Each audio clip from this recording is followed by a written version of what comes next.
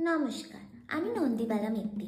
আজ এই নিয়ে আমাকে 12 নম্বর পাত্রপক্ষ দেখতে আসবে, তাই এই সংসারছি। আর ভাবছো তো গায়ের রং পরিষ্কার, দেখতেও মন্দ নয়, তো বিয়ে হয় না কেন? আরে হবে কি করে?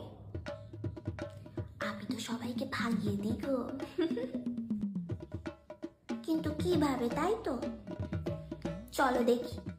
আমার আসলে এক না 3 প্রেমিক আছে, তো তাদের কিন্তু মেনে নিতে হবে বলে দিলুম। হ্যাঁ হ্যাঁ, আপনার আমাকে পছন্দ তো?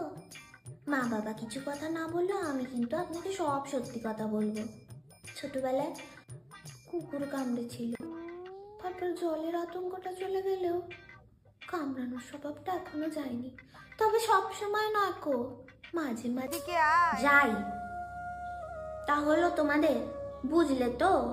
এবার বলবে কেন বিয়ে করতে চাইনে? তার অনেক কারণ আছে।